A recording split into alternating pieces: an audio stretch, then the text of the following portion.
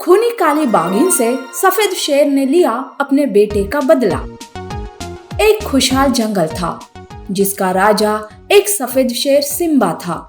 Simba का एक छोटा बेटा था, पर एक दिन कहीं से बिंदु नाम की एक काली बाघिन जंगल आती है। वो अपनी भूख मिटाने के लिए सिम्बा के बेटे को मार देती है और अपनी भूख मिटाकर वापस अपने जंगल चली जाती है। पर अपने बेटे के मरने का दर्द सिम्बा सहन नहीं कर पा रहा था। तब वो अपने सैनिकों से कहता है, जंगल का हर कोना कोना छान मारो, आसमान जमीन एक कर दो, पर मुझे कैसे भी करके मेरे बेटे की खूनी की खबर ला दो।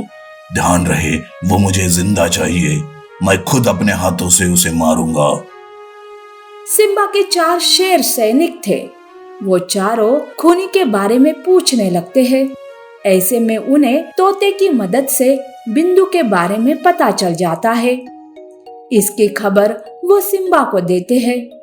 तब सिम्बा अपने सैनिकों को लेकर बिंदु को ढूंढने निकलता है। बड़ा ही लंबा सफर तय करना था उन सबको। तभी एक जगह पर बिंदु को सिम्बा देख लेता है। बिंदु के रंग की वजह से वो उसे पहचान जाता है। चारों सैनिक और सिम्बा बिंदु को घेर लेते हैं। तब सिम्बा कहता है, बिंदु, हमें तेरे बारे में सब पता चल गया है।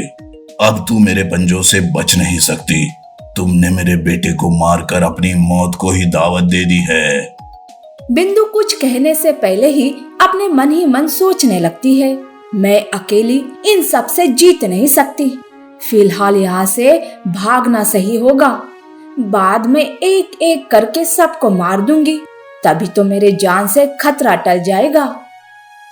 बिंदु बड़ी चालाकी से सबकी आंखों में धूल झोंक कर वहां से भाग जाती है।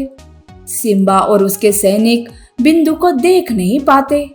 सिम्बा के हाथ से बिंदु भाग जाती है, पर सिम्बा अपनी भूख प्यास भूलकर बिंदु को ढूंढ ही रहा था। उसके सैनिक थक गए थे। तब सिम्बा एक पेड़ के नीचे आराम करने रुक जाता है। तभी वहाँ एक लकड़बग्गा आता है और कहता है, सिम्बा महाराज, आप जिस काली बाघिन बिंदु को ढूंढ रहे हो उसका पता मैं जानता हूँ। उस बेरहम बिंदु ने मेरे बच्चे को भी मार डाला। मैं कमजोर पड़ गया था, लेकिन अब मैं आपका साथ दूंगा। मैं भी उस बिंदु की मौत चाहता हूँ। चलिए, मैं आपको उसके इलाके में ले चलता हूँ। वो सारे लकड़बग्गे पर विश्वास करके उसके साथ चलने लगते हैं। लकड़बग्गा आगे आगे तो पीछे सिम्बा और उसके पीछे सैनिक। पर एक जगह पर सिम्बा का एक सैनिक गायब हो जाता है, जिसकी खबर सिम्बा को नहीं थी।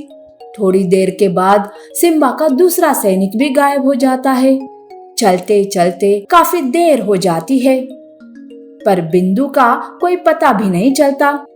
तब सिम्बा पीछे मुड़कर देखता है तो उसे उसके 2 सैनिक गायब दिखाई देते हैं। सिम्बा रुक जाता है। रुक जाओ, ये क्या, मेरे 2 सैनिक कहाँ चले गए? लकड़बग्गे, ये सब क्या चल रहा है? तू हमें फंसा तो नहीं रहा? सिम्बा लकड़बग्गे की तरफ मुड़ता है, पर वहाँ से लकड़बग्गा भी गायब था। तब जाके सिम्बा को लकड़बग्गे का प्लान समझ आता है। सैनिकों, ये लकड़बग्गा बिंदु का ही मोहरा था। मैंने 2 सैनिक तो खो दिए, अब मैं तुम दोनों को नहीं खोना चाहता, इसलिए तुम चले जाओ यहाँ से। महाराज, आपके लिए हम अपनी जान भी दे सकते हैं। हमारी आखिरी सांस तक हम आपका साथ बिल्कुल नहीं छोड़ेंगे। तभी वहाँ बाघिन और लकड़बग्गा आते हैं और बिंदु हंसते हुए कहती है, हाँ, मैंने ही तुम्हें कमजोर करने के लिए ये सब प्लान बनाया था, और ये मेरा इलाका है, इसमें बस मेरा हुक्म चलता है। अब तू मेरे हाथ से नहीं बच सकता सिम्बा। दोनों सैनिक लकड़बग्गे पर हमला करते हैं तो बिंदु और सिम्बा की लड़ाई शुरू हो जाती है। दोनों सैनिक लकड़बग्गे को जान से मार देते हैं तो लड़ाई में बिंदु घायल हो जाती है। सिम्बा आखिरी वार करने जा ही रहा था कि तभी वहाँ बिंदु का छोटा बेटा आता है और वो रोते हुए कहता है, छोड़ दो मेरी माँ को, मत मारो मेरी माँ को, छोड़ दो। बच्चे का रोना देखकर और उसकी मासूम सूरत देखकर सिम्बा को अपने बेटे की याद आती है। तब सिम्बा अपना बदला भूल जाता है और बिंदु को छोड़ देता है।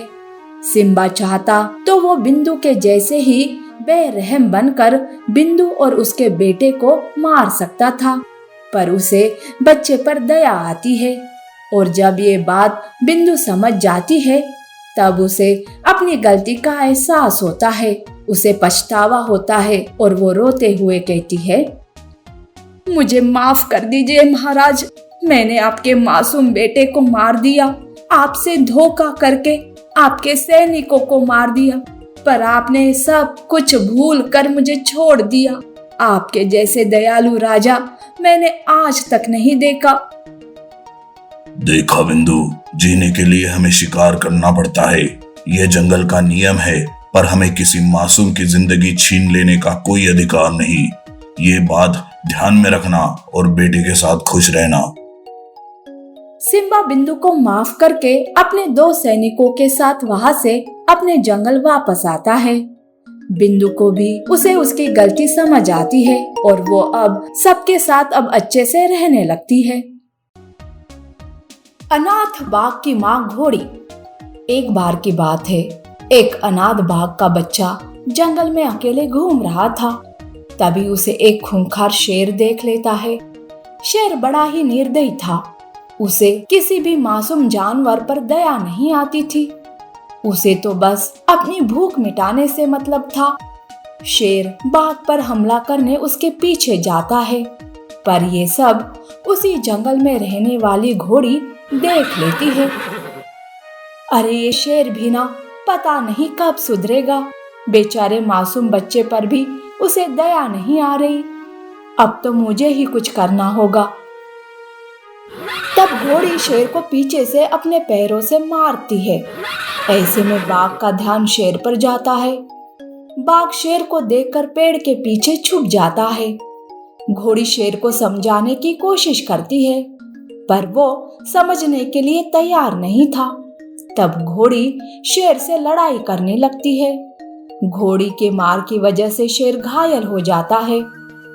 घोड़ी, तू ये अच्छा नहीं कर रही है, मत भूल कि तेरा भी एक छोटा बच्चा है। अरे जाजा, उसकी माँ जिंदा है तो उसका कुछ नहीं कर सकता, समझे? अब चल भाग जा यहाँ से। शेर वहां से चला जाता है। शेर के मन में घोड़ी के खिलाफ गुस्सा जाग जाता है। तभी वो घोड़ी के बच्चे को देख लेता है। अरे वाह, उधर वो घोड़ी बाघ के बच्चे को बचाने में लगी है। उसके आने से पहले उसके बच्चे का काम तमाम करता हूँ, तभी तो उसे पता चलेगा मुझसे पंगा लेने पर क्या होता है। शेर घोड़ी के बच्चे पर हमला करके उसे मार डालता है। इधर घोड़ी पेड़ के पीछे छुपे बच्चे से कहती है, बेटा बाहर आओ, देखो शेर भाग गया है, अब बाहर आ जाओ, चलो मैं तुम्हें घर छोड़ देती हूँ। बाघ बाहर आता है, पर वो रोते हुए कहता है, मेरा कोई नहीं है, मैं अनाथ हूँ। तब घोड़ी को उस बाघ पर दया आती है और वो उसे लेकर अपने घर आने लगती है, पर रास्ते में ही उसे उसका बच्चा मरा हुआ दिखाई देता है। उसके तो पैरों तले जमीन खिसक जाती है। वो अपने बच्चे के लिए फूट फूट कर रोने लगती है। तभी उसका ध्यान वहीं पर पड़े पैरों के निशान पर जाता है, जिससे वो समझ जाती है कि ये सब शेर ने किया है। आखिर उस शेर ने अपनी बात साबित कर दी और मैं कुछ नहीं कर सकी। हाय रे, मेरे बच्चे को कितनी बेरहमी से मारा है उस शेर ने। अब मुझे कौन माँ कहकर पुकारेगा, मैं किसका लाड़ दुलार करूंगी। घोड़ी रोते रहती है। तभी बाकी के जानवर भी वहां इकट्ठा हो जाते हैं। वो घोड़ी को समझाने लगते हैं, पर उसका रोना रुकता ही नहीं था। तभी बाघ कहता है, माँ मत रो, मैं हूं ना, मैं आपका बेटा हूँ। बाघ के मुंह से माँ सुनते ही घोड़ी रोना बंद कर देती है। वो बाघ को गले लगा लेती है और उसे अपना बेटा बना लेती है। तब बाघ कहता है, माँ आपने मुझे बचाने में समय गवा दिया, इसीलिए उस शेर ने आपके बच्चे को मारा। पर माँ, मैं वादा करता हूँ कि जब मैं बड़ा हो जाऊंगा ना, तो उस शेर को जान से मार दूंगा। हाँ बेटा, तुम ही उस शेर को मार सकते हो। घोड़ी, अब बहुत हो गया रोना धोना। अब अपने इस नए बच्चे को संभालो और इसे इतना काबिल बनाओ कि वो शेर का सामना कर सके। वैसे भी हम सब उस शेर से बड़े परेशान हो चुके हैं। उस दिन वो शेर वहां से दूसरे जंगल चला जाता है, इसीलिए वो बच जाता है। इधर घोड़ी बाघ की परवरिश करते हुए अपना गम भूल जाती है। ऐसे ही कुछ साल बीत जाते हैं। अब बाघ बड़ा हो चुका था। जंगल के जानवरों को बाघ से बड़ी उम्मीद थी। वो उसे जंगल का राजा बनाना चाहते थे। ऐसे में एक दिन फिर से वो खूंखार शेर जंगल वापस आता है। जंगल आते ही वो जानवरों पर हमला करके उन्हें घायल करने लगता है। तब हिरन भागते हुए घोड़ी और बाघ के पास आती है। घोड़ी, बाघ, वो शेर वापस आ गया है और आते ही सबको घायल कर रहा है। चलो, जल्दी चलो मेरे साथ। वो सारे तुरंत शेर के पास आते हैं। शेर घोड़ी को देखकर उस पर हंसने लगता है, उसका मजाक उड़ाने लगता है। तब बाघ गुस्से से कहता है, चुप कर शेर, तेरी हिम्मत कैसे हुई मेरी माँ का मजाक उड़ाने की? अब देख उसका बेटा तेरा क्या हाल करता है। बाघ शेर पर टूट पड़ता है और उसके साथ लड़ाई करके उसे जान से मार देता है। शेर को मरा देखकर सारे जानवर खुश हो जाते हैं। घोड़ी को भी अपने बेटे बाघ पर बड़ा नाज होता है। उस दिन बाघ को जंगल का राजा घोषित किया जाता है। बाघ जंगल का राजा बनकर अपना कर्तव्य अच्छे से निभाते हुए अपनी माँ के साथ खुशी खुशी रहने लगता है।